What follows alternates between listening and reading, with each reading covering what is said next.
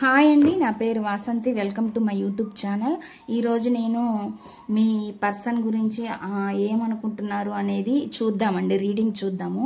దానికన్నా ముందుగా నేను ఈరోజు ఆస్ట్రాలజీ కార్డ్స్ ద్వారా కూడా ఏ గ్రహము ఎలా ఉంటే మీకు ఎలా ఏముంటుంది అనేది, ఏ గ్రహము ఎటువంటి మెసేజ్ ఇస్తుంది అనేది చూద్దాము. దానికన్నా ముందు రీడింగ్ చూసే ముందు అదేవిధంగా ఇది జనరల్ రీడింగ్ అండి. ఈ రీడింగ్ ఎవరు ఎప్పుడు చూసినా ఇది మీకు రెజోనేట్ అవుతుంది.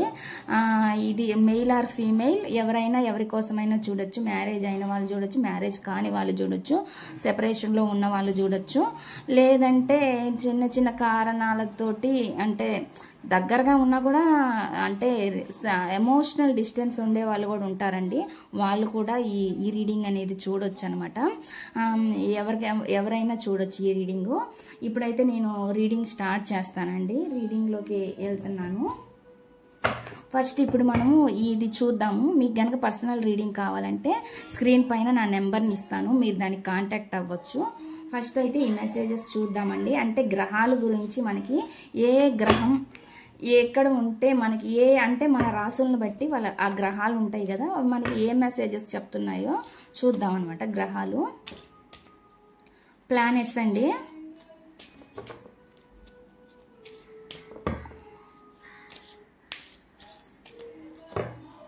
ఇది మీ గురించి అనుకోండి, చూడొచ్చు మీరు.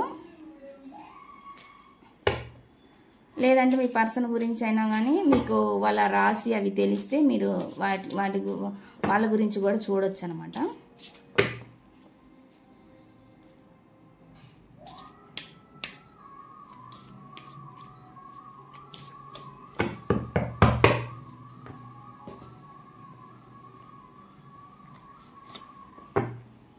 పైసెస్ అండి ఇక్కడ పెట్టాను.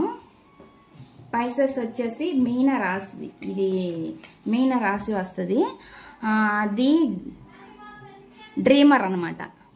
స్పైసెస్ అనేవాళ్ళు చాలా డ్రీమర్ అనమాట. డ్రీమర్ అంటే కళలు బాగా కంటారు, వాళ్ళు ఆ కళల్ని సహకారం చేసుకోగలరు. అంటే ఈ రాశి గల వాళ్ళు పైసెస్ అనేవాళ్ళు ది డ్రీమర్. డ్రీమర్ అంటే ఏంది? కళలు బాగా కనేవాళ్ళు అనమాట. కళలు బాగా కంటారు, వాటి సహకారం కూడా చేసుకోగల కెపాసిటీ వాళ్ళు ఉండిద్ది అనమాట. ఇది ఫస్ట్ది.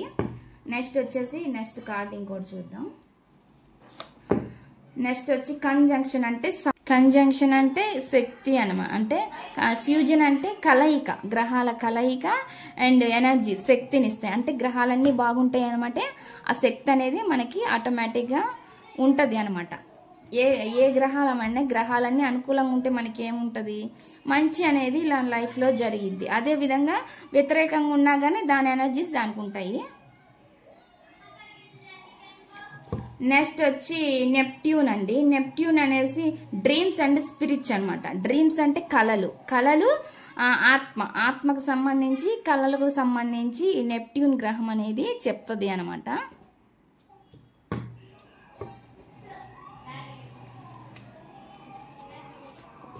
నెక్స్ట్ వచ్చి ఫ్లూటో. షాడో అంటే నీడ అనమాట. మిస్టిజం అంటే ఆధ్యాత్మికత వైపు చెప్పడం అనమాట. ఇది ఫ్లూటో గ్రహానికి సంబంధించి ఈ మెసేజ్ వచ్చింది.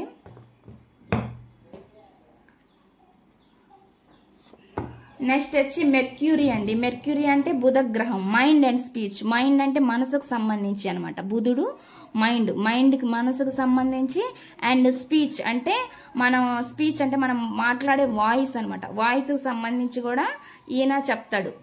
బుధుడు అనే గ్రహం అనేది, బుధ గ్రహం అనేది మనకి స్పీచ్ అండ్ మైండ్కి సంబంధించి వచ్చింది అనమాట.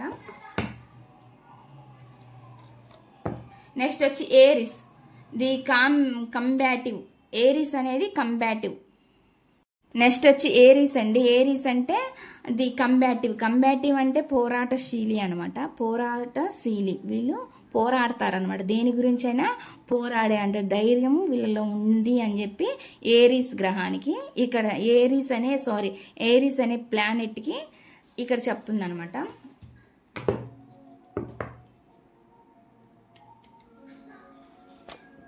నెక్స్ట్ వచ్చి సాజిటేరియస్ అంటే ది వరల్డ్ అండ్ ఎక్స్ప్లోరర్ అండి. అంటే ప్రపంచ అన్వేషకులు అనమాట వీళ్ళు. దేన్నైనా కానీ అన్వేషణ చేయగలరు. ఈ రాశి గల వాళ్ళండి దేన్నైనా కానీ అన్వేషించగలరు. అంటే దేన్నైనా కనుగొనే శక్తి సామర్థ్యం వీళ్ళకు ఉండిద్ది అనమాట ఈ రాశి గల వాళ్ళకి.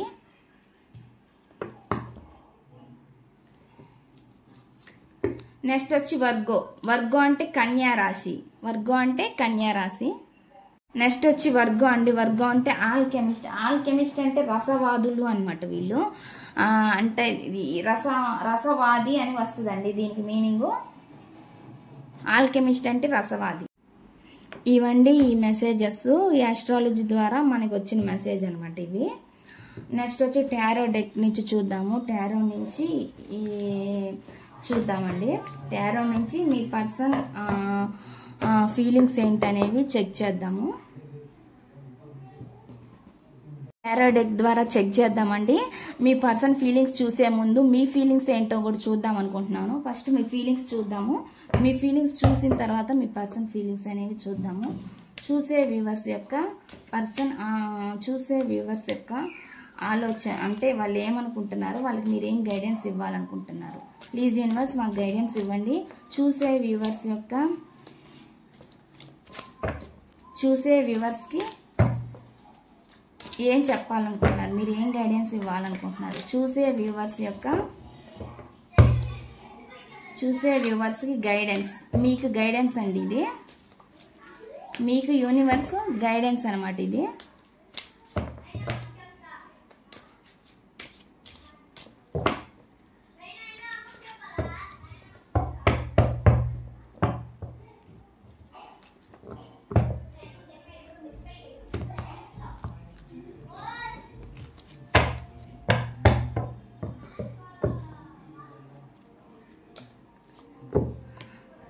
Queen of Wands, Death card,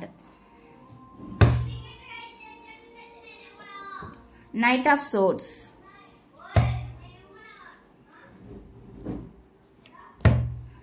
Eight of Pentacles,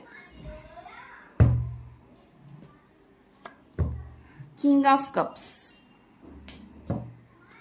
next వచ్చేసి టెన్ ఆఫ్ పెంటికల్ అండి. 10 ఆఫ్ పెంటికల్ అంటే మీకు ఏం గైడెన్స్ ఇస్తుందంటే యూనివర్స్, మీరు వచ్చి ఈ పొజిషన్లో ఉండాలి అంటే నెగిటివ్లో ఉండకూడదు. అంటే మీ కర్మ అనేది నెగిటివ్ నుంచి పాజిటివ్కి రాబోతుంది అని, సైకిల్ అనేది చేంజ్ అవబోతుంది అని చెప్తుంది యూనివర్స్ గైడెన్స్. అదేవిధంగా మీరు ఇట్లా ఉండాలన్నమాట. మీరే ఒక పర్సన్ని కంట్రోల్ చేసే పొజిషన్లో మీరు ఉండాలని చెప్పి ఇక్కడ మీకు గైడెన్స్ ఇస్తున్నారు అనమాట.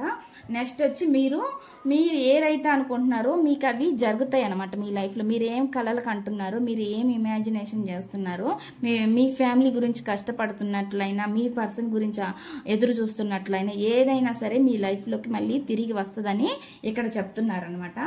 మీరు కూడా మీ కెరియర్ గురించి కూడా కొంచెం కష్టపడాలి అని చెప్పి ఇక్కడ మెసేజ్ వచ్చిందండి. అంటే మీ కెరీర్ గురించి కూడా మీరు చూసుకోవాలి. అదే విధంగా మీ ఫ్యామిలీ గురించి కూడా ఆలోచించాలి. మీ ఫ్యామిలీ గురించి కూడా రెస్పాన్సిబిలిటీగా ఉండాలని చెప్పి మనకి ఇక్కడ మెసేజ్ వస్తుంది. అంటే మీరు అదే లైఫ్లో ఉండకుండా ఏదైతే నెగిటివ్ సిచ్యువేషన్ ఉందో ఆ సిచ్యువేషన్లోనే అక్కడే స్టక్ అయి ఉండిపోకుండా మీరు దానిలో నుంచి బయటకు వచ్చి మీరే ఒక కంట్రోలింగ్ పొజిషన్లో ఉండాలి. అంటే మీరు సెల్ఫ్ కేర్ చేసుకొని మీ పొజిషన్ అనేది ఇట్లా ఉండాలన్నమాట. మీరే ఒకరిని కమాండ్ చేసే పొజిషన్లో ఉండాలన్నట్లుగా మీకు యూనివర్స్ ఇచ్చే గైడెన్స్ అనమాట. అంటే ఆ నెగిటివ్ సిచ్యువేషన్ నుంచి బయటికి రావాలన్నట్లుగా చెప్తుంది అనమాట. అప్పుడే మీ లైఫ్లో మీ పర్సన్ అనే కాదండి, మీరు ఏదైనా కోరుకున్నా కూడా యూనివర్స్ అనేది చేస్తుంది, తప్పకుండా అది జరిగిద్ది అని చెప్పి మనకి ఇక్కడ మెసేజ్ వస్తుంది అనమాట. ఇది మీకు యూనివర్స్ ఇచ్చే గైడెన్స్ అండి ఇది. ఇప్పుడు మీ పర్సన్ గురించి చూద్దాము. మీ పర్సన్ మీ గురించి ఏమనుకుంటున్నారో చూద్దాము. చూసే వ్యూవర్స్ యొక్క పర్సన్ వీళ్ళకి ఏం చెప్పాలనుకుంటున్నారు. ప్లీజ్ యూనివర్స్ మాకు గైడెన్స్ ఇవ్వండి. చూసే వ్యూవర్స్ యొక్క పర్సన్ వీళ్ళకి ఏం చెప్పాలనుకుంటున్నారు. ప్లీజ్ యూనివర్స్ చూసే వ్యూవర్స్ యొక్క పర్సన్ వీళ్ళకి ఏం చెప్పాలనుకుంటున్నారు. వీళ్ళకి ఇచ్చే గైడెన్స్ ఏంటి, వాళ్ళ పర్సన్ ఫీలింగ్స్ ఏంటి మీరు చెప్పండి యూనివర్స్. వాళ్ళ పర్సన్ యొక్క ఆలోచనలు ఏంటి.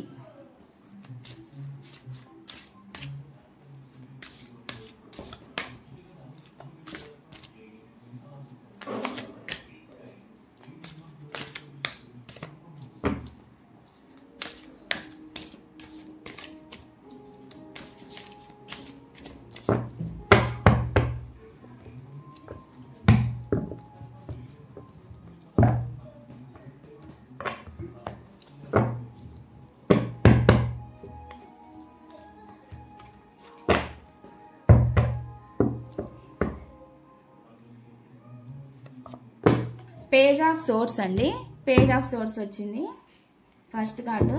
ఇది జడ్జిమెంట్. నేను కార్డ్స్ అని పెట్టిన తర్వాత రీడింగ్ చెప్తాను. నెక్స్ట్ వచ్చి 7 ఆఫ్ కప్స్,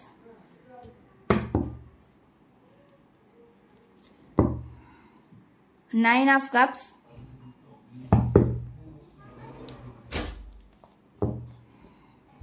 నెక్స్ట్ వచ్చి 10 of wands,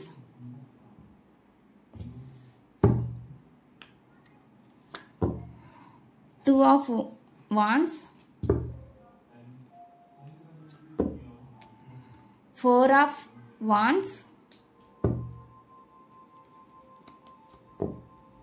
10 of pentacle, 3 of swords, Knight of Swords, Queen of Swords,